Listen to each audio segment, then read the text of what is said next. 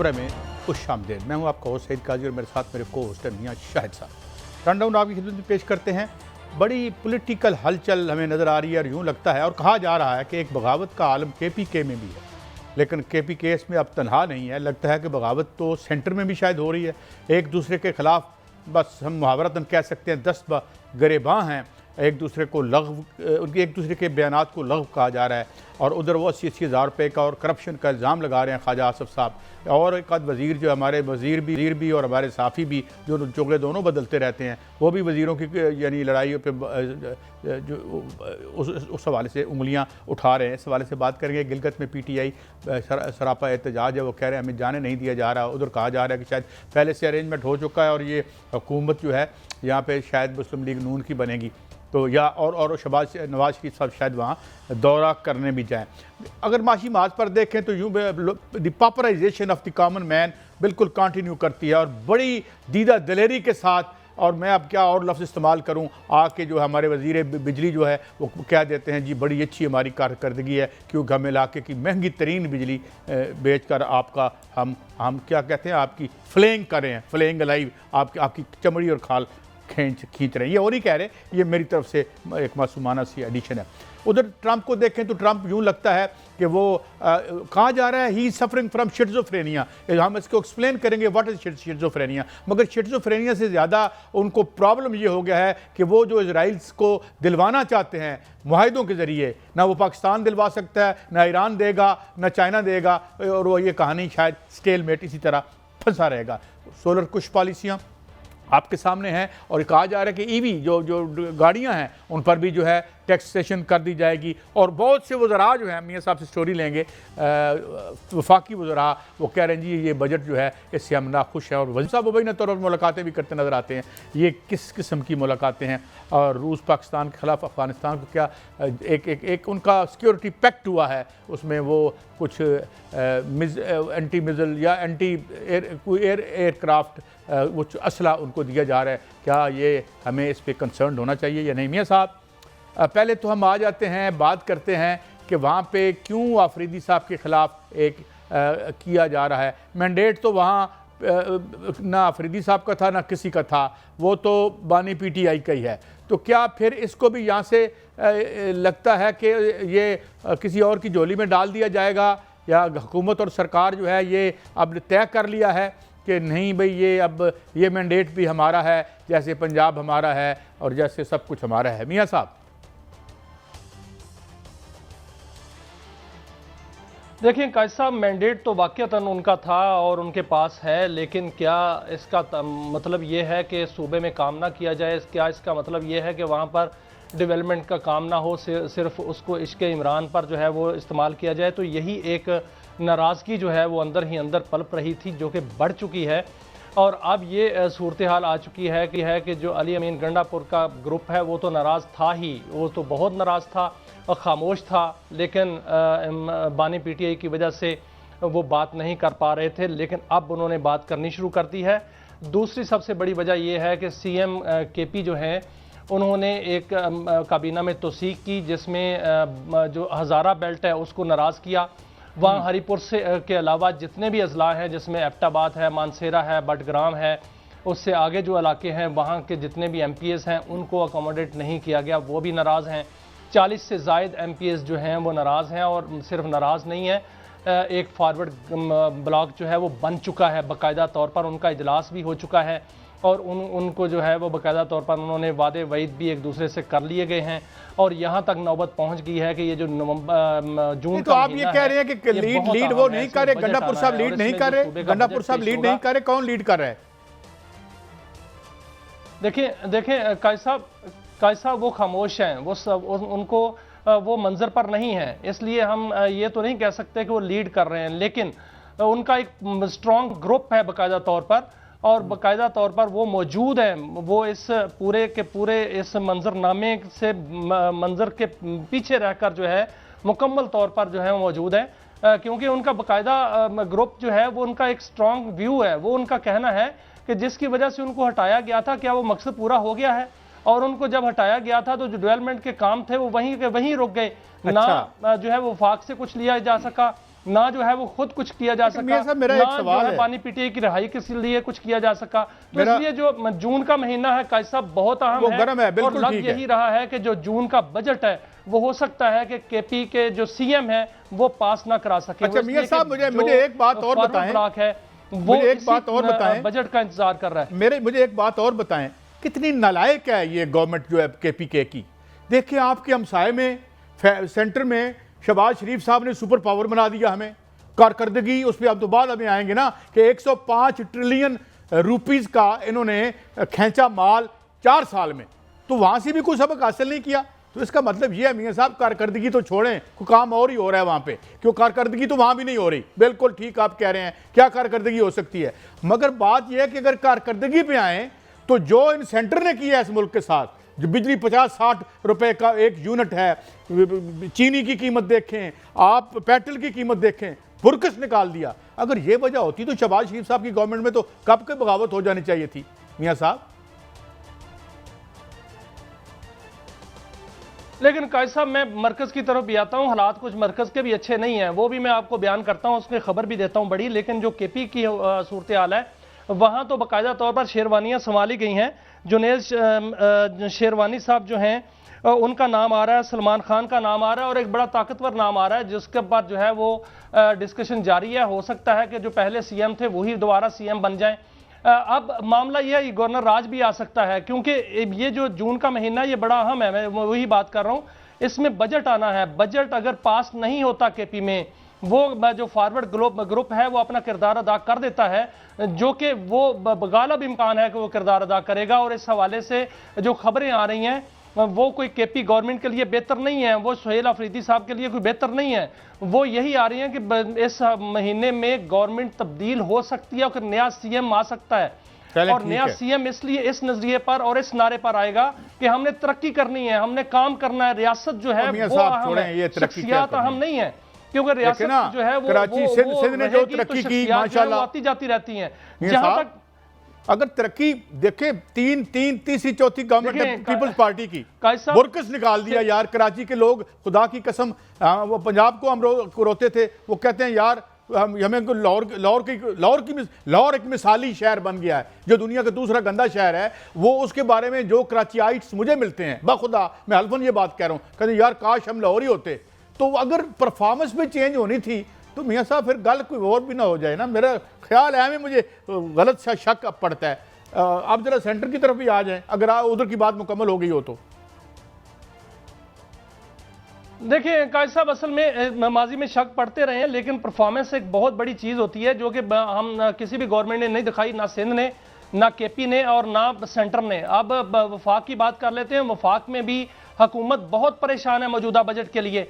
आज वज़ीर आज़म जो हैं उन्होंने बाकायदा तौर पर वज़ीर ख़जाना को वक्त नहीं दिया मिलने के लिए। उन्होंने कहा कि बजट बनाएं, अच्छा बजट बनाएं, मुझे बजट पर मुतमिन करें, क्योंकि IMF की जो शराइत हैं अगर वो मान ली जाती हैं, उसी तरह बजट जो है वो पेश कर दिया जाता है, जिसमें IMF कहता है कि टैक्स बढ़ा दो, GST बढ़ा दो, IMF कहता है कि सब्सिडी खत्म कर दो, IMF कहता है कि जो मुलाजमीन है उनके टैक्स स्लैब जो है वो बढ़ा दो। अगर ये ऐसा कर दिया जाता है तो ना सिर्फ ये जहर कातल होगा आवाम के लिए, बल्कि पार्लियामेंट के अंदर बजट पास कराना मुश्किल हो जाएगा।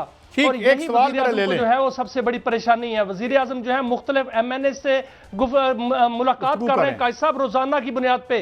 क्यों मुलाकातें कर रहे हैं? इसीलिए मुलाकातें कर रहे हैं कि वहां पर 2-3 प्रॉब्लम्स हैं। यहां पर एक प्रॉब्लम यह है कि बहुत से अरकान नाराज हैं, उनको कुछ नहीं मिला, उनको एडजस्ट करने के लिए मुलाकातें हो रही हैं। और दूसरी मुलाकातें ये भी हो रही हैं कि काबीना जो है वो चेंज हो रही है, तब्दीलियां हो रही हैं। उसमें जो गुज़रा हैं उनको कारकर्दगी की बुनियाद पर अगर तब्दील किया जाता है तो वो नाराज होते हैं। एक सवाल ले लें, ये बताएं कि जो फेडरल काबीना है, एक वजीर कहते हैं मेरे दूसरे वजीर के महकमे में करप्शन होती है, यानी आपके वजीर दिफा, उनका मैं अभी क्लिप सुन रहा था, I hope it was not AI, मैं सोशल मीडिया पे सुन रहा था, तो जो लगारी साहब कह रहे थे कि ये लग़्व और बेबुनियाद हैं, ये जो इल्ज़ाम मेरे ऊपर लगाया जा रहा है, तो ये क्यों आपस में गुत्थम गुत्था है?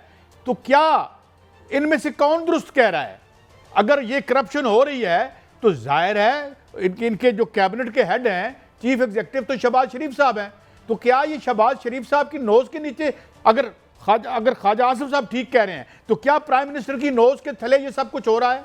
और या फिर अगर लगारी साहब ठीक कह रहे हैं तो वो क्यों इस तरह के गलत इल्ज़ाम लगा रहे हैं? मियां साहब, ये लड़ाई क्या है? देखें कायद साहब, लड़ाई दो ग्रुपों की है। वहाँ भी दो ग्रुप हैं, यहाँ भी दो ग्रुप हैं, और दोनों ग्रुप जो हैं वो आपस में पहले खामोश थे, अब जो है वो आमने सामने आ चुके हैं। ख्वाजा आसिफ साहब का जब बयान आता है तो उसका कोई ना कोई मतलब होता है, और ख्वाजा आसिफ साहब जो है वो बयान एम नहीं देते। ख्वाजा आसिफ साहब के बयान के पीछे एक पूरा जो है वो कहानी होती है, और उन्होंने जो बयान दिया और उसके बाद जो है वहाँ पर जो मुअत्तल भी कर दिए गए अहलकार, जो सारे के वहाँ पर सबूत तो नहीं मिले, लेकिन क्या उसके बाद जो है वो कुछ बना? कुछ भी नहीं बना। अब मामला ये है कायद साहब के जो इसमें 28वीं तरमीम भी शामिल अगर आप कर लें, उसको भी मिला के पढ़ लें, सारे मामले को देख लें, तो फ़र्क जो है वो साफ जाहिर हो जाएगा कि होने क्या जा रहा है और हो क्या रहा है। क्योंकि जो 28वीं तरमीम है, ना मुस्लिम लीग नून चाहती है, ना पीपल्स पार्टी चाहती है, ना जो है JUI फे चाहती है, कोई भी 28वीं तरमीम नहीं चाहता, कोई भी NFC जो है वो उसमें तकसीम नहीं चाहता, सूबे नए नहीं चाहता, कोई भी सूबों के इख्तियारात में कमी नहीं चाहता। तो जो पसे पर्दा एक मुफाहमत है, जो कि मुख्तलिफ कालम भी लिखे जा रहे हैं, क्या वो इसका मुहर्रक नहीं हो सकती कि इस वक्त बाकायदा तौर पर सिस्टम जो है उसको इस तरह करके जो है वो अगर डीरेल कर दिया जाए, या इस तरह करके जो है मुश्किलात पैदा कर दी जाएं, तो फिर उसको जो है वो 28वीं तरमीम मौखर भी हो सकती है।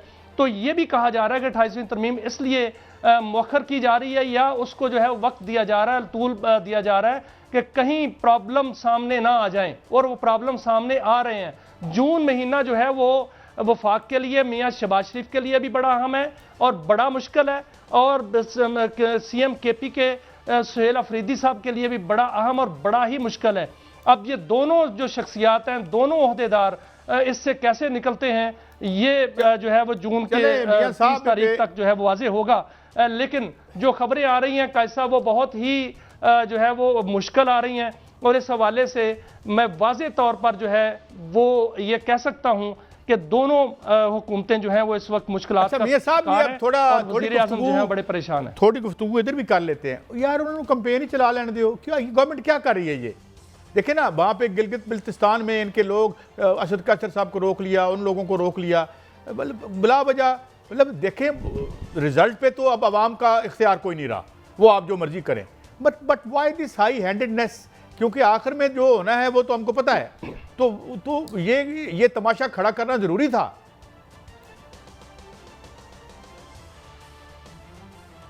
देखिए कायद साहब, आज आपने बिलावल भुट्टो जरदारी साहब की तकरीर सुनी। उन्होंने ये कहा, फार्म 45 का भी जिक्र किया, 47 का भी जिक्र किया। उन्होंने भी वही बातें की जो PTI बात कर रही है। इस वक्त मुस्लिम लीग नून जो है वहां पर कैंपेन कर रही है, और पीपल्स पार्टी के बिलावल भुट्टो जरदारी भी वहां पहुंचे हैं, PTI की क़यादत भी वहां पर है। लेकिन जो खबरें वहां से आ रही हैं वो ये आ रही हैं कि वहां पर सख्त सिक्योरिटी के इंतजाम किए गए हैं। बाकायदा NOC जारी होता है जो वफाक से या सेंटर से या कहीं से भी वहां पर कैंपेन के लिए जाते हैं। बिलावल भुट्टो जरदारी साहब आज गए, उनके लिए भी NOC जारी हुआ। अब मोहतरमा नवाज शरीफ, जो मियाँ नवाज शरीफ साहब जो हैं वो कल जाएंगे, उनके लिए भी जो है वो NOC जारी हो गया है। लेकिन जो हवा चल रही है वहां पर, वो तो मुस्लिम लीग नून की चल रही है, कि मुस्लिम लीग नून की हवा जो है वो इस तरह चल रही है कि उनको जो है वो गवर्नमेंट मिलेगी। और ये जवाब पेश किया जा रहा है कि जिस तरह जिसकी वफाक में होती है गवर्नमेंट, उसकी जो है वो GB में होती है। अब अगर ऐसा ही यही म्यार है तो फिर वो जो आप बात कर रहे हैं कायद साहब कि जो मैंडेट है वो तो कभी भी नहीं रहा। और अभी जो बात है वहाँ कैंपेन करने की, तो PTI की जो क़यादत है वो भी वहाँ पर मौजूद है, और वो भी वहां पर कैंपेन कर रही है। किधर मौजूद है? थाने में मौजूद है। मियां नवाज शरीफ कल जा रहे हैं, और ये कहा जा रहा है कि मियां नवाज शरीफ इस श्योरिटी से जा रहे हैं कि वहां पर हुकूमत नून लीग को मिलेगी। अगर नून लीग को हुकूमत ना मिलती या ना होती उनकी हुकूमत मुस्तकबिल में वहां पर, तो मियां नवाज शरीफ कभी ना जाते। वैसे तो मियां साहब की कभी प्रिडिक्शन गलत साबित नहीं हुई। वो लंदन से आए तो वज़ीर आज़म बनने थे, मगर आगे फिर कुछ हालात बदल गए। अब यहाँ का क्या कह सकते हैं भाई, देर आर इनटेंजिबल फैक्टर्स जो है वो भी साथ साथ चल रहे होते हैं। लेकिन सवाल ये है कि ये एक ज़माने में मुझे याद है एक इलेक्शन हुआ था, बहुत पुरानी बात है, तो कह रहे टिकट जब दिया जाता था तो कहा जाता था कि टिकट नहीं है, सीट कीजिए।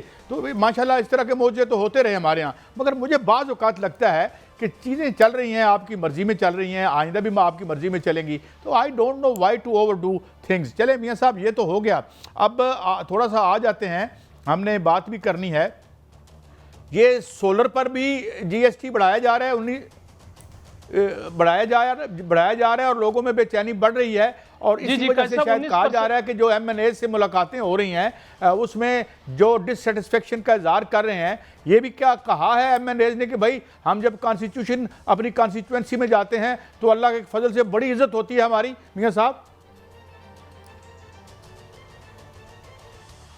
देखें, जो एमएनएस हैं, कायसा मैं वही बात कर रहा था कि वज़ीर आज़म जब एमएनएस को मिलते हैं तो क्यों मिल रहे हैं? पहले तो नहीं मिले थे आज तक, उनको 2.5 साल तकरीबन होने वाले या हो चुके हैं।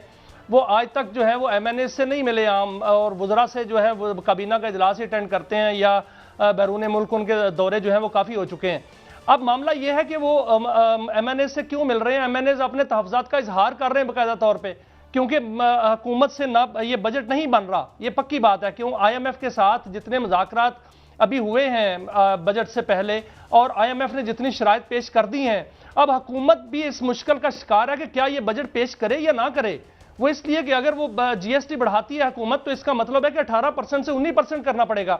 अगर 19% हो जाता है, 1% बढ़ जाता है, तो इसका मतलब क्या है? जीएसटी का मतलब है 25 करोड़ अवाम पर, एक बच्चे पर जो है वो लागू हो जाएगा, हर बच्चा उसकी अदायगी करेगा। तो फिर मियां साहब ये बजट जो है, अगर इसमें सोलर पर टैक्स बढ़ जाता है तो सोलर, इस पे मियां साहब आते हैं, लेकिन ये कि ये मतलब एक देखे ना र्यूमर मिल चलती है, सोशल मीडिया ने नाक में दम कर रखा है हमारे, हमें पता ही नहीं चलता। हम जो मेन स्ट्रीम जर्नलिज्म से आए थे, मगर अब क्या करें, उसका जिक्र भी करना पड़ता है। सारे लोग तो ज़्यादा एक हिस्सा सोशल मीडिया को भी देखता है। क्या वो एक जो मुतालबा था और उनका वायदा भी था कि भाई वज़ीर आज़म बनाएं बिलावल भुट्टो साहब को, और फिर कुछ लोग जो हैं वो बड़े इस तरह के नालायक लोग उसको लिंक कर देते हैं 28वीं तरमीम के साथ। हालांकि 28वीं तरमीम का क्या लेना देना अपना बिलावल भुट्टो साहब की वज़ारत उज़्मा से? तो क्या ये भी मामला है? और मियां साहब 18वीं कह रहा हूँ, 28वीं तरमीम, सॉरी। देखें कायद साहब, इसका बहुत बड़ा लिंक है इसके साथ, क्योंकि 28वीं तरमीम जो है वो 18वीं तरमीम के गिर्द घूमती है। अगर 28वीं तरमीम पास होनी है तो इसका मतलब है 18वीं तरमीम खत्म होनी है, और 18वीं तरमीम जो है वो पीपल्स पार्टी उसको रेड लाइन कहती है। अगर पीपल्स पार्टी उस पर समझौता करती है तो पीपल्स पार्टी बहुत बड़ा कोई जो है वो सौदा करेगी, और बहुत बड़ा सौदा यही है कि बिलावल भुट्टो जरदारी साहब जो हैं वो वजीर आज़म बने, फिर पीपल्स पार्टी जो है वो मानेगी। उससे कम पे पीपल्स पार्टी नहीं मान रही। और अभी आज बिलावल भुट्टो जरदारी साहब की जो बातें वो सुने, जो सदर जरदारी साहब की बातें हैं उनको गौर से सुने। कायद साहब, उनको सुना होगा आपने। अगर इनको मिला के देखा जाए तो पीपल्स पार्टी वो मुआहदा याद करा रही है जो तहरीरी तौर पर लिखा हुआ है नून लीग के साथ, और वो जो 2.5 साल की बात होती थी कि 2.5 साल नून के और 2.5 साल पीपल्स पार्टी के। ये बताएं, तो मेरा आखिरी ये सेगमेंट के तरमीम पास होनी ही है, सेगमेंट के चंद आखिरी लम्हे हैं। पार्टी ये कहती है तो फिर वजारत उज़्मा भी हमें दें, तो क्या वजारत उज़्मा जो है वो अगर उनको मिलती है तो 28वीं तरमीम के लिए वो राजी हो जाएंगे। मियां साहब, क्या एतमाद का वोट भी कह सकते हैं सदर साहब का? ये आईनी यानी उनके पास इख्तियार मौजूद है ये बजट के सेशन से पहले भी, दरमियान में, या कभी भी, या भी ये भी एक ऐसी लग़्व खबर है?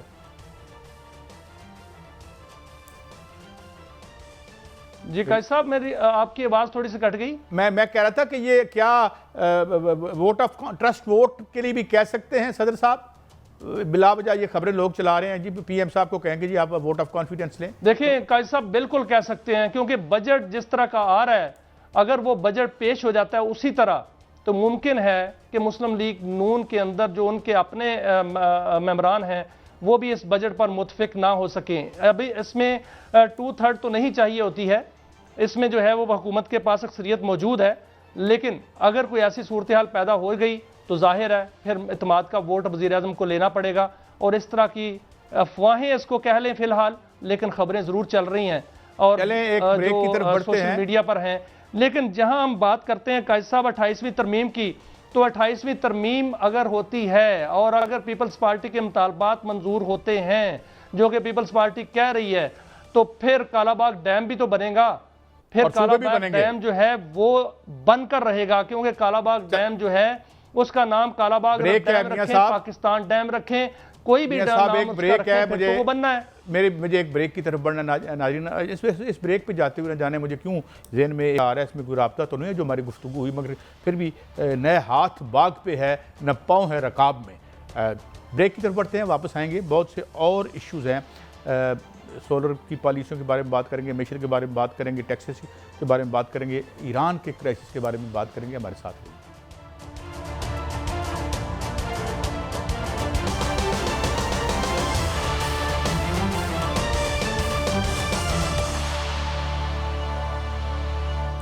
वेलकम बैक नाज़रीन। मारूफ मेशदान जनाब डॉक्टर तैमूर रहमान ने हमें ज्वाइन किया है। डॉक्टर साहब, thank you very much for your time. Doctor साहब, एक आर्टिकल अपीयर हुआ है नेशनल डेली में, जो कि एक जाने माने एक मेशदान जो है, ये उन्होंने एक फ़िगर दी है। मैं इस हवाले से डिस्कशन का आगाज़ करना चाहता हूँ। उनका फरमाना है डॉक्टर फ़ारूक सलीम साहब का कि पिछले 4 साल में रियासत के जो रेवेन्यूज़ थे मुख्तलिफ, उन्होंने मद्दात भी बताई हैं, उन्होंने उसका ब्रेकअप भी दिया है, वो 105 ट्रिलियन रुपीज़ का था। अब मेरी रियाजी तो माशाल्लाह मेरे दीगर अलूम की तरह इंतहाई वीक है, फिर भी मैंने कुछ हिसाब लगाया तो it comes to about 377 billion dollars, और ये I think it is close to Pakistan GDP. ये कोई फिगर एग्जेजरेटेड है। और एक मैंने और चीज़ भी चेक की, मैंने देखा कि इसमें प्राइवेटाइजेशन के प्रोसीड्स नहीं थे, जो कि तकरीबन 649.1 बिलियन रुपीज़ के हैं, जो लूट सेल माशाल्लाह लगी रही यहाँ पे। तो ये पैसे किधर गए इक्वल टू आर जीडीपी? ये कहाँ खर्च हुए? ना अस्पताल है, ना और सरकारी अस्पताल भी नहीं है हमारे पास। तो where did this money go doctor साहब? जी, जहाँ तक उनकी मेहताब साहब की मेथोडोलॉजी का मैं इसका ताल्लुक है, ब्रेकअप आपके सामने रख देता हूं, प्लीज वो भी सुन लीजिए ताकि आपको जो है और रहनुमाई कर सकें। डॉक्टर फ़ारूक सलीम साहब ने ब्रेकअप जो दिया है वो मैं जल्दी से आपके सामने रखता हूं। उन्होंने कहा है कि 4 बरसों में हुकूमत ने 34,000 अरब रुपए का टैक्स रेवेन्यू इकट्ठा किया है और 14,000 अरब रुपए नॉन टैक्स रेवेन्यू इकट्ठा किया है। उन्होंने ये भी लिखा है कि 4 बरसों में 3,000 अरब रुपए की लेवी इकट्ठी की। 4 बरसों में हुकूमत ने 560 अरब रुपए का जो है वो रॉयल्टीज और फीसद की मद में अदा किए। ये 105,000 अरब रुपए बनते हैं। ये कहाँ गए? ये गरीब मुल्क के तो नहीं हो सकते, ये तो बड़ा अमीर मुल्क है इसका मतलब पाकिस्तान। जी बिल्कुल, ये मेरा ख्याल है एदाद शुमार का जहाँ तक ताल्लुक है वो तो फिर उनकी मेथोडोलॉजी देखनी पड़ेगी फ़ारूक साहब की। मगर जहाँ तक इस चीज़ का ताल्लुक है कि जो गवर्नमेंट रेवेन्यू इकट्ठी करती है, बहरहाल वो कहाँ पे खर्च होती है, तो वो हमारे सामने वो पब्लिक रिकॉर्ड का हिस्सा है। उसके अंदर हमें यही नज़र आती है कि आपके सामने है कि IPPs को तो ट्रिलियंस ऑफ रुपीज़ की सब्सिडी दी जाती है, एक्सपोर्टर्स को भी सब्सिडीज़ दी जाती हैं, और लोगों को भी सब्सिडीज़ दी जाती हैं। मगर जहाँ तक आवाम का ताल्लुक है तो सबसे बड़ी कलेक्शन इस वक्त जिसमें इंक्रीज़ हुआ है वो आप देख सकते हैं कि फ्यूल टैक्सेस के ऊपर उन्होंने हासिल किए हैं, और ये हुकूमत के अपने एदाद शुमार हमें बता रहे हैं। यानी पेट्रोल और डीज़ल के ऊपर जो इन्होंने टैक्स लगाया, बिजली के ऊपर जो इन्होंने टैक्स लगाया, बुनियादी अशिया और ज़रूरियात पे उन्होंने जो टैक्स लगाया, उससे अब उसका रिज़ल्ट ये है कि जो मिडिल क्लास है वो तबाह व बर्बाद हो गई पाकिस्तान के अंदर। पिछले 3-4 सालों के अंदर जितनी मिडिल क्लास डेवलप हुई थी 1980 से लेकर अब तक, उसकी बाइंग पावर बिल्कुल ख़त्म हो चुकी है। तो ये evaporation of the middle class जारी है। अब नए बजट को भी देख लें जो कि आगे प्रपोज हो रहा है, IMF के साथ नेगोशिएट हो रहा है, उसमें उन्होंने ये कहा है कि जनरल सेल्स टैक्स को 18% से लेकर 19% कर दिया जाए। अब बज़ाहिर तो ये महसूस होता है कि चलो 1% इजाफा है, इससे कितनी को महंगाई हो जाएगी, मगर पूरी सप्लाई चेन में जितनी प्रोसेसेस हैं उस हर चीज़ पे जब आप 1% ऐड करते जाएंगे तो शायद आप रेवेन्यू टू इकट्ठी कर लें। IMF के मुताबिक आप 250 to 300 बिलियन रुपीज़ की रेवेन्यू इकट्ठी कर लेंगे। मगर सवाल यही लोगों के जहन में पैदा होता है कि ये जो 200-300 बिलियन आप इकट्ठा करेंगे, इससे क्या कुछ स्कूल लगेंगे, कोई अस्पताल लगेंगे? कराची के अंदर ये ईद ऐसी गुजरी है, सब नाजरीन जानते होंगे कि लोगों के पास पानी नहीं था पीने का, ये हकायक हैं। और वहाँ पे टैंकरों को वो पानी दे रहे थे, 8 हज़ार रुपये दे रहे थे, और टैंकर वाले कह रहे थे हम देखेंगे कि कब पानी आपके पास कब आता है। तो पब्लिक को तो कोई फैसिलिटीज़ नहीं दी। उलट हुआ है कि जो टैक्सेस हैं वो क्योंकि इनडायरेक्ट टैक्सेस हैं, वो GST की शक्ल में आते हैं, वो फ्यूल पे टैक्स लगता है, वो सर आपने टैक्सेस की बात की है डॉक्टर साहब, मैं आपके सामने कुछ हकायक रखता हूं, फिर इस पे आप रहनुमाई फरमाइएगा कि GST की आपने बात की कि 18% से बढ़ाकर 19% की जो है वो मुतालबा किया गया है। IMF ने जितनी भी शराइत दी हैं हुकूमत ने फिलहाल जो है वो मान ली हैं। आगे 5 तारीख को पता नहीं कैसा बजट आएगा, लेकिन ताजरों पर फिक्स टैक्स जो है उसकी स्कीम जो है वो मुतारफ कराने की तजवीज़ दी गई है। सुपर टैक्स में 1 से 2% जो है वो कमी करने की एक तजवीज़ ज़रूर है सुपर टैक्स की, और 220 अरब रुपए के नए टैक्स लगाने की तजवीज़ है। खुराक पर जो भारी टैक्सेस हैं उनको बरकरार रखने की जो है तजवीज़ है। सोलर पैनल्स पर जो है वो टैक्स बढ़ाने की तजवीज़ है और उस पर GST 10% से बढ़ाकर 18% तक कर दिया जाएगा, जो कि सोलर पैनल बहुत महंगा हो जाएगा। इलेक्ट्रिक और हाइब्रिड गाड़ियां जो हैं उन पर सेल्स टैक्स बढ़ाने की तजवीज़ है, और जो हाइब्रिड गाड़ियां हैं उस पर टैक्स की शरह 8% से बढ़ाकर 18% करने की तजवीज़ है। इसमें पिकअप जो है उन पर भी, जो इलेक्ट्रिक हैं उन पर भी GST बढ़ाने की तजवीज़ है। ट्रैक्टर्स जो हैं जो कि ज़राई पर्पस के लिए इस्तेमाल होते हैं उन पर भी GST बढ़ाने की, ड्यूटीज़ बढ़ाने की जो है वो तजवीज़ है। डबल कैबन जो हैं उन पर भी जो है वो ड्यूटीज़ बढ़ाने की तजवीज़ है, और जितनी टैक्स छूट्स हैं वो भी ख़त्म कर दी जाएंगी। तो ये कैसा बजट है सर जो 5 तारीख को आएगा? ये ऐसा बजट होगा कि मज़ीद जो मिडिल क्लास है वो तबाह बर्बाद हो जाएगी, जो सैलरीड क्लास है वो तबाह बर्बाद हो जाएगी। आपको पता होगा कि TTS जो प्रोफेसर्स हैं उनका क्या हाल है, जो उमूमी तौर पे प्रोफेसर्स हैं, मिडिल क्लास के जितने लोग हैं उनका जो हाल हो रहा है इस वक्त वो आपके सामने है।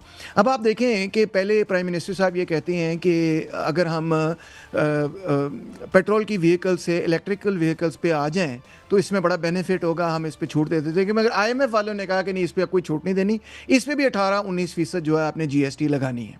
तो इसका मतलब है वो ट्रांजिशन भी नहीं हो सकती इस तरफ के। और फिर इसी तरह उन्होंने जो तब्दीलियाँ की हैं सोलर के हवाले से वो भी यही चीज़ें नज़र आती हैं। तो हमें ये नज़र आता है मुकम्मल तौर पे कि पाकिस्तान की रियासत और उसकी जो माशी पॉलिसी और ख़ास तौर पे जो बजट है वो एक तबके को बार बार फेवर करता है। IMF भी यही रेकमेंड करता है। डॉक्टर साहब एक मैं माफी चाहता हूं, मैं इंटरजेक्शन कर रहा हूं, मैं एक सवाल पूछना चाहता हूं आपसे। ये नजरी सवाल है। $130 मिलियन का आपने लोन लिया जी, तालीम मैंने अपनी खुद खरीदनी है, सेहत मैंने खुद खरीदनी है, मकानियत की जो पहले 5 साल उसमें यानी कोई एक भी फरीजा नहीं है जो रियासत मेरे लिए करे। सड़क में मेरे खड्डे हैं, स्कूल मेरे गंदे हैं, और इवन हॉस्पिटल में जाएं तो पब्लिक हॉस्पिटल में प्राइवेट वार्ड है, और मैंने खुद जाती तौर पर वहाँ जब मैं एडमिट था तो I have seen people dying over there because of the lack of medicine, मतलब ट्रीटेबल डिजीज से। तो ये फिर पैसे गए किधर? Exactly right sir. ये तो बातें आप कह रहे हैं एजुकेशन हेल्थ केयर के हवाले से। मैं तो आपको ये बता रहा हूँ कि पीने का पानी भी नहीं लोगों को मिल रहा। इतनी एक्सट्रीम मिसमैनेजमेंट जिस मुल्क के अंदर हो तो उस मुल्क के बारे में क्या कहा जा सके, जहाँ पे लाहौर की जो स्मॉग है वहाँ पे आप सांस नहीं ले सकते विंटर्स के अंदर जब ये स्मॉग शुरू होती है। तो इतनी एक्सट्रीम मिसमैनेजमेंट के हवाले से हुकूमत के बारे में क्या कहा जाए कि आप लोगों से टैक्स पे टैक्स ले जा रहे हैं, टैक्स और बढ़ाई जा रहे हैं, और ख़ास तौर पे सैलरीड तबके से, मिडिल क्लास से आप टैक्स ले जा रहे हैं। अपर क्लास वाले लोगों के पास बड़े तरीके हैं कि वो अपने टैक्स से बच सकते हैं। मिडिल क्लास से आप इनडायरेक्ट टैक्सेस ले जा रहे हैं जो कि रिग्रेसिव टैक्सेस हैं। खर्च किस पे कर रहे हैं आप? खर्च कर रहे हैं IPPs पे, खर्च कर रहे हैं नॉन कॉम्बैट एक्सपेंडिचर्स पे, खर्च आप कर रहे हैं एलीट पे, और जो असासे हैं हुकूमत के वो औने पौने दाम, जिस तरह PIE की प्राइवेटाइजेशन हुई है, औने पौने दाम आप अपने फेवरेट्स को पकड़ा देते हैं कि लो जी ये तुम ले लो, और जो पैसे तुमने हमें दिए हैं उसी पैसे को वापस ले लो ताकि तुम इसको इस्तेमाल कर लो, इसी PIE के अंदर लगा देना। तो ऐसी प्राइवेटाइजेशन भी शायद ही दुनिया में किसी ने देखी हो जैसी पाकिस्तान के अंदर। Do you think it is sustainable को तो model? कुछ नहीं मिल रहा। Do you think in the This wake is of not sustainable. Doctor साहब जो जी मियां साहब बात करें, ये मियां साहब बात करें। डॉक्टर साहब जो सोलर है, सोलर उसने हमने देखा कि ईरान अमेरिका जो जंग लगी उसमें जितना भी बहरान आया पूरी दुनिया में आया, पाकिस्तान में भी आया, उसमें जो तवानाई का बहरान है, जो बिजली का बहरान है, बाकायदा तौर पर पाकिस्तान में सोलर ने उसको बचाया। बाकायदा तौर पर इस पर आलमी मीडिया ने और आलमी इदारों ने बाकायदा अपनी रिपोर्ट शाया की हैं कि पाकिस्तान में सोलर ने इस हवाले से पाकिस्तान को बचाया बाकायदा तौर पर। लेकिन बाकायदा तौर पर यह नजर आ रहा है, और आप इसमें रहनुमाई फरमाएंगे, कि जो सोलर के खिलाफ बाकायदा मुहिम चलाई जा रही है और IMF की तरफ से चलाई जा रही है कि सोलर पर GST लगा दिया जाए ताकि सोलर महंगा हो जाए, जो बिजली सस्ती है, जो बिजली जो है वो आवाम को मुयसर है वो भी ना हो सके, और IPPs और दीगर महंगी बिजली लेने पर पाकिस्तान मजबूर हो जाए। ये कहीं एक बना बनाया खेल तो नहीं है IMF की तरफ से कि बाकायदा तौर पर पाकिस्तान को उस तरफ धकेला जाए? और दूसरी जानिब देखें जो 10 साल पुरानी गाड़ियां हैं उनको बंद करने की बात हो रही है, उनको बंद करने की बात हो रही है कि उनको बंद कर दिया जाए, और कंपनियों को कहा जा रहा है कि वो इलेक्ट्रिक गाड़ियां बनाएं। बिल्कुल बनाएं, अच्छी बात है, लेकिन भारत में तो वो गाड़ी जो है 5 लाख की है, 8 लाख की है, यहाँ 60 लाख की है। नहीं डॉक्टर साहब मैं इसमें ऐड कर दूं, अरे भाई आईएमएफ का क्या करना है? हमारे वजीर मौसूफ कहते हैं कि ये सोलर जो है सबसे बड़ी जो यानी गलत चीज़ है वो सोलर है। तो भाई आईएमएफ का क्या? Why to blame them? Do we need a scapegoat? जी, ये एक स्केपगोट की बात नहीं, मगर इन सब की आपस की मिली भगत ही है। आईएमएफ भी उसी पॉलिसी को डिफेंड करता है जो एलीट को फ़ायदा देती है, और हमारी एलीट भी उसी पॉलिसी को तरजीह देती है जो उनको फ़ायदा देती है। सोलर में सिर्फ ये मामला नहीं कि उसके खिलाफ एक मुहिम जारी है, मगर साथ साथ ये भी मामला है कि आप देखें कि कितने बड़े बड़े केसेस हुए हैं लेस्को के, जिसके अंदर लेस्को के सिर्फ नहीं और भी जो डिस्कोज हैं उनके केसेस हुए हैं कि जिसमें उन्होंने ओवर बिल किया हुआ है। और मैं तो अपने तजुर्बे से ये बात आपको दिखा सकता हूँ कि जो मुझे बिल आता है, सोलर की रीडिंग कुछ और होती है, नीचे जो बिल होता है वो कुछ और होता है। तो ये जानबूझ के जो है कंज्यूमर को ट्रैप कर रहे हैं। एनर्जी क्योंकि हमारी ज़रूरत है, एनर्जी के ज़रिए हमें ट्रैप कर रहे हैं, चाहे वो ट्रैप इलेक्ट्रिसिटी हो या वो फ्यूल प्राइसेस हो, क्योंकि ये तो हमारी ज़रूरत है, इससे तो हम बच नहीं सकते, इससे हम निकल नहीं सकते। हमने काम पे तो जाना है, हमने पंखे तो चलाने हैं, हमने रात को बत्ती तो चलानी है, उसके बगैर ज़िंदगी तो नहीं चल सकती। तो उन्होंने कहा ठीक है, जो इनकी बुनियादी ज़रूरियात है ना, पेट्रोल है, डीजल है, एनर्जी है, इलेक्ट्रिसिटी है, इसने भी इनको तुन के रखो। और अगर इन्होंने पैसे खर्च करके खुद कोई चीज़ बना ली है, ऊपर अपने छत पे लगा ली है कि ये कुदरत से जो एनर्जी है वो हासिल कर लें, तो इसको भी किसी तरह से इसकी भी गिच्ची दबा दो। लेकिन डॉक्टर साहब इसमें जाते जाते इतना मैं ऐड कर दूं कि will this be a sustainable policy? We are seeing like what's happening in Bolivia और जो हो रहा है, तो इस तरह मेरे ख्याल में इसमें ख्याल रखा जाए। बहुत शुक्रिया डॉक्टर तैमूर रहमान हमारे साथ थे, माहिर मैशत के माहिर। नाज़रीन एक ब्रेक है, ब्रेक से जब वापस आएंगे तो आलमी सतह पर भी कोई कम हेजान नहीं है, बर्बादी नहीं है जो हमें नज़र आ रही है। देखेंगे ट्रंप साहब क्या करते हैं, 5 मिनट बाद एक दूसरा बयान दे देते हैं, और उनके अपने लोग वहाँ के दानिशवर कह रहे हैं कि I think he needs help, यानी उन्हें इलाज की ज़रूरत है। हमें नहीं पता, उधर से ये आवाज़ आ रही है। एक ब्रेक के बाद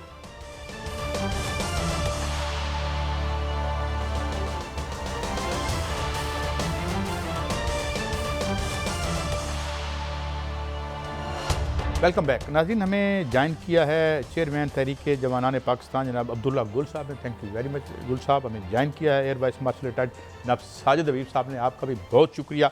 गुल साहब शुरू करते हैं आपसे, ये फरमाइएगा कि अब सिचुएशन ये है कि बैक आउट तो वो कर गए हैं, और अब उन्होंने जो शर्त रखी कि जी वो आप इब्राहिम अकॉर्ड पे आप साइन करें, खबरें ये आ रही हैं कि इवन सऊदी अरेबिया भी इस पे राज़ी नहीं है, और ये कहा जा रहा है कि जी जो यानी वो कुछ दे नहीं पा रहे, जो देना चाहते हैं इजराइल को इस डील की शक्ल में, वो मुमकिन नहीं हो रहा। तो ये फिर एक एंडलेस क्राइसिस होगा, क्योंकि जंग करना भी मुमकिन नहीं है। जो कैपेबिलिटी हमने ईरान की देखी है, it might be very devastating.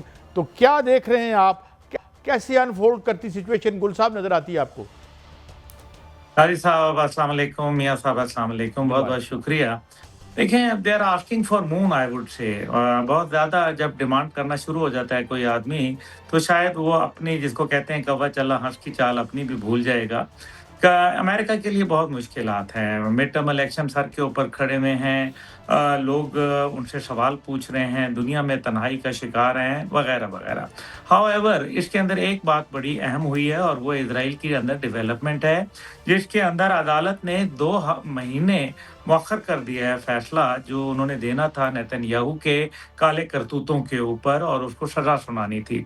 इसलिए अब जो लग रहा था, अब 2 महीने मौखर करने का मतलब ये है कि वो ये चाहते हैं कि जो ईरान के हवाले से या लबनान के हवाले से उसको एक फ्री हैंड दे दिया जाए, जिसके नतीजे के अंदर वो अपना वोट बैंक स्टैब्लिश कर ले, जो कि वहाँ लग नहीं रहा, क्योंकि नफ्ताली बेनेट और उनके जो अपोजिशन के अंदर लोग बैठे हुए हैं, वो मेरे ख्याल में किसी सूरत भी इसको कबूल नहीं करने के लिए तैयार।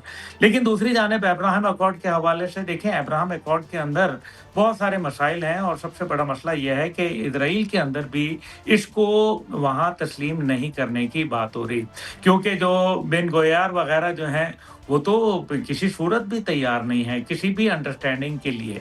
इसका तो वाज़े नज़र ये आ रहा है कि फिर आप चाहते हैं कि यहाँ मामलात ख़राब हों। असल में अब इज़राइल की ताकत तमाम अमेरिका से ड्रॉ हो रही है और अगर अमेरिका उसको थोड़ा-सा शट अप कॉल देगा, तो उसके बाद वो अपनी औकात पे आ जाएँगे। लेकिन लगता ये है कि कुछ मामलात बहुत ज़्यादा गंभीर नौइयत के हैं और लगता ये है कि अमेरिकन प्रेसिडेंट गोडे-गोडे उनको तकलीफ़ है क्योंकि कहीं न कहीं एप्स्टीन फाइल हो या उनके ऊपर ज़ाती बिज़नेस के कारोबार का प्रेशर हो या कोई और वजह हो, जो अल्लाह जानता है। लेकिन उनको ये हर बार फैसला करते हैं। अब जो अब्राहम एकॉर्ड का देखिए अब्राहम एकॉर्ड हो गया या गाज़ा पीस बोर्ड हो गया, ये तो फ़ारिग हो गया।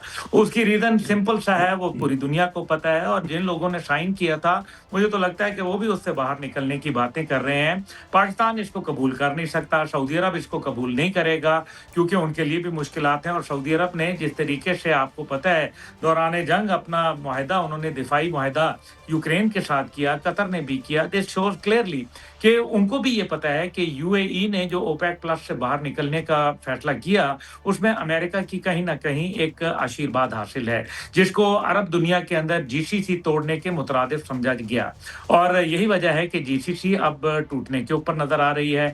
ऐसी सूरत के अंदर अरब दुनिया के अंदर जो अमेरिका का एक डर खौफ था या उनका एक उनके लिए एक कोई सॉफ्ट कॉर्नर था, I think that is no अच्छा, मोर एक मुझे इजाज़त दीजिएगा गुल साहब, मैं चाहता हूँ कि मैं एयर मार्शल साहब को भी इन करूँ। एयर मार्शल साहब ये फरमाइए, दो और आरा हैं, कुछ लोग हैं जो अच्छी वहाँ के जो दानिशवार में सुनता रहता हूँ उनको, और जो उनका सोशल मीडिया है वो कहते हैं कि it's basically Trump reporting to Netanyahu और रिपोर्टिंग टू दी जो लॉबी है और ये भी बात कही कि ज़ाहिर बिजनेस इंटरेस्ट भी ज़ाहिर वहाँ पे कहीं ना कहीं कन्वर्ज करते होंगे।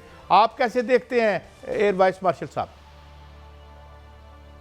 सबको अस्सलाम वालेकुम। मैं बिल्कुल इस चीज़ से एग्री करता हूँ कि ये मैंने तो पहली दफ़ा देखा है इतने वर्षों में, कोई 50 वर्षों में, कि अमेरिका के अंदर मीडिया और अब तो सोशल मीडिया भी है, उसमें इतनी ज़्यादा मैं सतह के ऊपर इस सारी जंग की मुखालफत की जा रही हो। मीडिया पहली दफ़ा मैंने देखा है कि अमेरिकी मीडिया के बड़े-बड़े नाम जो है वो ट्रंप के पॉलिसी के साथ नहीं हैं।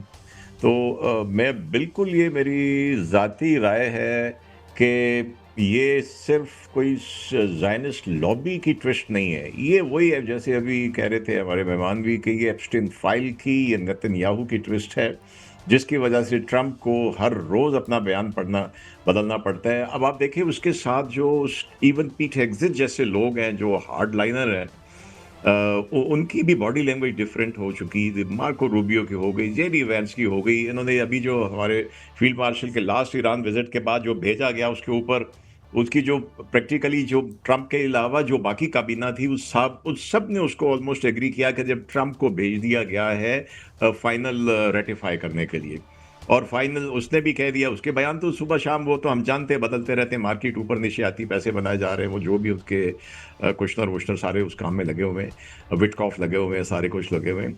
लेकिन ये आप देखिए कि उसके बाद ये कह के कि हम ब्लॉकेड उठा रहे हैं और अब हमारे शिप्स जो हैं अपने घरों को वापस जा सकते हैं, फिर दोबारा से अटैक कर देना, फिर रिटेलिएट करना ईरान का, ये सारी चीज़ें। अब आप देखिए कि जब ये 10 दिन हफ्ता पहले जब फील्ड मार्शल के दौरे के बाद एक बड़ी उम्मीद लगी थी कि पिछले सोमवार को मुआहदा हो सकता है, उस वक्त अगर आप इजरायली मीडिया को देखें तो उनमें बहुत बड़ी शिद्दत से मुखालफत हो रही थी। एक वजीर का नाम भी लिया गया, बिल्कुल उसने शिद्दत से मुखालफत की।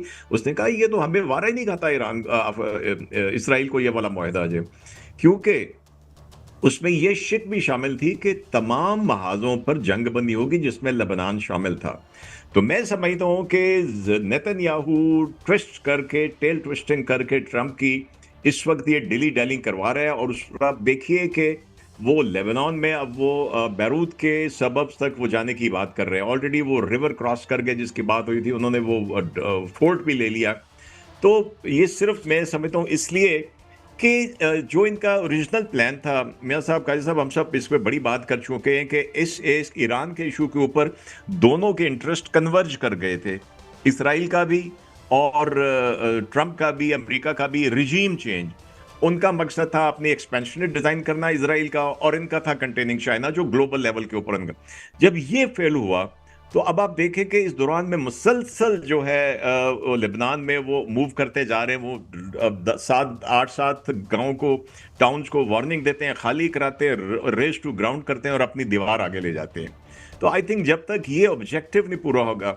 और दूसरी जो आपने इब्राहिम अकॉर्ड की बात की, तो मैं तो समझता हूँ हमारे तो बुनियादी दीनी अकीदे के खिलाफ है ये चीज़ मानना। जब हम खातमुन नबिय्यीन की बात करते हैं, आखिरी वर्जन जो है, हाँ, हर दीन को अल्लाह ताला ने अपने दीन को इस्लाम कहा है, लेकिन फाइनल वर्जन तो रसूल पाक सल्लल्लाहु अलैहि वसल्लम के थ्रू में मिला। तो इसमें किसी किस्म के हमारे लिए इब्राहिम अकॉर्ड की गुंजाइश नहीं है, और ना ही शायद सऊदी अरब में होगी। तो ये दूसरा तरीका था कि अगर मिलिटरीली आप जो है इसराइल को सिक्योर नहीं कर सकते, तो आप इस तरह के अकॉर्ड करके कर लें। तो मेरे ख्याल में इसमें भी नाकामी होगी, और इस दौरान में वो अपना जितना लेबनान में एरिया कब्जा कर सकते हैं वो जारी रहेगा। जब वहां पे नेतन्याहू की तसल्ली हो जाएगी तो फिर वो शायद ट्रंप को क्लियरेंस दे देगा। हाँ जी, जी मियाँ साहब। अब्दुल्ला गुल साहब, मैं आपकी तरफ आऊँगा। जो अभी बात की है एयर मार्शल साहब ने, और ये बात जो है वो बिल्कुल ये दुरुस्त है। ईरान ने भी आज जो है वो बातचीत करने से दोबारा जो है वो इनकार कर दिया है और एहतजाजन बातचीत मुअत्तल कर दी है, क्योंकि जो बात होने के दरमियान जो अमन का जो बनाया एक प्लान था उसको सबोताज किया जाता है। वो कौन है? क्या इसराइल हर सूरत जो है वो जंग चाहता है? क्या वो अरब ममालिक के साथ जो है वो धकेलना चाहता है कि इस खित्ते में जंग लगी रहे? क्योंकि जो इसराइल है, जिस तरह एयर मार्शल साहब बता रहे थे कि लेबनान के अंदर वो आगे बढ़ रहा है, 1000 मुरब्बा किलोमीटर आगे वो बढ़ चुका है और वो ज़मीन जो है वो ले चुका है। वो ग्रेटर इसराइल का वही मंसूबा जिसमें ट्रंप क्या उसके साथ बिल्कुल उसी तरह शामिल नहीं है जिस तरह खुद नेतान्याहू है, कि वो एक तरफ बात करते हैं, दूसरी तरफ उसको जो है वो फ्री हैंड दिया हुआ है इसराइल को। जी मियां शाहिद साहब, थैंक यू। देखें, ये प्लान तो अमेरिका का ही है ना, दोनों ने मिल के बनाया है, और वो गुड कॉप और बैड कॉप खेल रहे हैं और दुनिया को फूल बना रहे हैं, और दुनिया अभी फूल बनने के लिए तैयार नहीं है। उनके एक्सपेंशनिस्ट डिजाइन्स, उनके नेफेरियस डिजाइन्स अब दुनिया के सामने खुल के आ रहे हैं।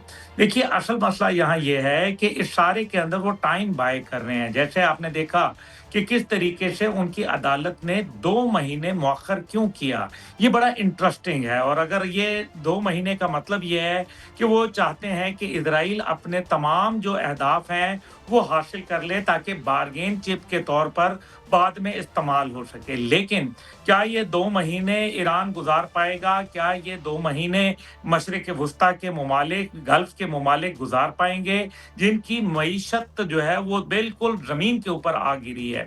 और यही वजह है कि अरब दुनिया, शायद अमेरिका वक्ती तौर पर तो इसराइल को सहारा दे दे, लेकिन ये बात मैं आपको बता दूं कि फिर यहाँ डिजाइन चेंज हो जाएगा, और जो नया जीसीसी का नक्शा होगा उसके अंदर अमेरिका के प्रो नहीं होंगे, बल्कि एंटी अमेरिकन ज्यादा लोग मौजूद होंगे, या कम से कम अमेरिका की वो हमायत हासिल नहीं होगी जो किसी जमाने में उनको हुआ करती थी। अब इसके अंदर इंटरेस्टिंग बात यह है कि ईरान एक मजबूत ताकत बनकर उभर रहा है, और अगर ये ताकत उभरेगी तो साथ साथ रूस और चीन जो है वो भी इनके साथ आके कहीं ना कहीं ऑलरेडी आप देखें डिप्लोमेटिकली, पॉलिटिकली और टेक्नोलॉजिकल सतह के ऊपर सर अब्दुल्ला गुल साहब, एक और शैतानी प्लान की बात कर लेते हैं। वो शैतानी प्लान जो है वो हमारे हमसाये में है, जो कि अफगानिस्तान में बन रहा है। अभी भारतीय मीडिया ये खबर दे रहा है कि वहां पर जो है वो उनका रूस के साथ एक दफाई माहदा हो गया है, जिसमें उन्होंने एयर डिफेंस सिस्टम भी उनसे SU-400 ले रहे हैं, और उसके अलावा जदीद मिसाइल जो हैं वो भी रूस उनको देगा। और ये भी कहा जा रहा है कि रूस उनको ये असला फराहम करेगा, वो पाकिस्तान के लिए फराहम किया जाएगा। और ये साथ साथ बातें आ रही हैं कि जो अफगानिस्तान है उसके अंदर जब असला आएगा तो इंडिया भी अपना असला देगा, वहाँ पर इजरायली भी असला आएगा, तो पाकिस्तान के साथ एक जो है जंग हो सकती है। और इस तरह की जो है वो साजिश इस खित्ते में भी गढ़ी जा रही है। आप बेफिक्र रहें, S-400 चलाने के लिए तरीका होता है। AVM साजिद साहब बैठे हैं, ही नोज के कन्वर्जन में टाइम लगता है, और फिर S-400 वो चीज नहीं है जिसको पाकिस्तान ने पहले न्यूट्रलाइज ना किया हो। In the last war against India हमने उनको बड़ा ठीक ठाक S-400 को सीधा किया था। अफगानियों को क्लैशनकोव चलाना, छोटी मोटी चीज RPG वगैरह चलाना ये आता है, लेकिन S-400 एक टेक्निकल चीज है, ये कितने दौर में आएगा। मुल्ला याकूब गया था, उसका वो जहाज से उतरा था तो वो बयान भी आ रहा था कि जनाब हमने ये कर लिया, लेकिन ये एक खाला जी का घर नहीं है, ये एक उम्र गुजरती है इस दश्त की सयाही में। ये कोई नहीं होता कि आपने S-400 आया तो सुबह माचिस लगाई और फिर आपने उड़ा दिया उसको, ऐसा कुछ भी नहीं होगा। आप अच्छा बेफिक्र रहें, अच्छा, ये यही बात इंशाल्लाह मैं गुल साहब पाकिस्तान मैं की चाहता हूँ मलकियत बन जाना है। कि चंद मिनट हैं तो जनाब साजिद हबीब साहब, आप इस पे क्या आपका टेक है? और फिर ये है कि इफ़ कोई वार हमारे दरमियान होती है, चाइना का उसमें क्या रोल होगा? वो हमारा साथी है और हमारे मिलिट्री उनके साथ जो है मुआहदे भी हैं, तो आप इस डेवलपमेंट को कैसे देखते हैं, ये अफ़गान में रूसी असला के ज़िमन में? पहले तो बात तो हमारे दोस्त ने बिल्कुल सही, मैं भी मुस्कुरा रहा था कि ये वाकई कोई ऐसा पटाखा नहीं है कि उसको ज़मीन में गाड़ा और शुरली लगा दी। अब तो S-400 की तबाही की जो इंडियन की दास्तान है, वो तो सर्बिया के प्रेसिडेंट ने भी अपनी एक स्टेटमेंट में कहीं ना कहीं दी, जिसका कल से बड़ा चर्चा है पूरे दुनिया के मीडिया के ऊपर। तो देखिए, ये बात तो हुई है कि जी रशिया के साथ दफाई मुआहदा करके आए हैं। रशिया भी उन मुल्कों में शामिल है जो यहाँ पे कह चुके हैं कि इसमें दहशतगर्दी को स्पॉन्सर किया जाता है अफगानिस्तान के अंदर। और बाकी ये कि अगर ये लेके आएंगे और इजरायली लेके आएंगे, इंडियन लेके आएंगे, तो उसको इनको चलाने के लिए भी आना पड़ेगा। तो मैं तो कहता हूँ अच्छी बात है, फिर हमें एक बड़े अच्छे टारगेट मिल जाएंगे। आपको शायद अंदाजा हो कि जो पिछले दिनों पिछले 2 महीने में हमने अफगानिस्तान में किया है, बहुत सारे ताबूत वहां से फ्लाई करके इंडिया गए हैं, जो वहां पे उनको ट्रेन कर रहे थे, स्पेशली इनके क्वाडकॉप्टर्स के ऊपर, इसके ऊपर कर रहे थे। ये बड़ी खबर दी तो आपने, ये कहने की बातें हैं, यानी कि कहने की बातें हैं। काजी साहब, ये बात मैं आपको बता चुका हूँ पहले। अच्छा, नहीं ये भी जाहिर है, जी, जी। ये जो वो मशीर हैं, जी, सुना है जी, कि जी, वो भी बिल्कुल, हिट हुए हैं, बिल्कुल। मगर वक्त ख़त्म हुआ चाहता है। दिलचस्प गुफ्तगू थी, मगर जी मियाँ साहब आप जल्दी से पूछ लें क्योंकि आखिरी लम्हे हैं। मियाँ साहब। एयर मार्शल साहब, एक खबर आ रही है कि पाकिस्तान को चीन जो है वो J-20 और दीगर जो है वो जदीद असला जो है वो पाकिस्तान को दे रहा है। क्या आप तस्दीक करते हैं कि इस तरह का असला पाकिस्तान को मिलेगा? जी इंशाल्लाह J-35 भी आएंगे, फिक्र नहीं कीजिए। PL-17 भी आएंगे, नए रेडार भी आएंगे इंशाल्लाह ताला, और जो हमारा J-10 फ्लीट है इसको भी अपग्रेड किया जाएगा इंशाल्लाह ताला। बहुत शुक्रिया जनाब एयर वाइस मार्शल रिटायर्ड जनाब साजिद हबीब साहब हमारे साथ, Abdullah Gul chairman Tehreek Jawanan Pakistan. Thank you very much नाज़रीन, वक्त खत्म हुआ, इजाज़त दीजिए, कल फिर खिदमत में हाजिर होंगे। अल्लाह हाफ़िज़।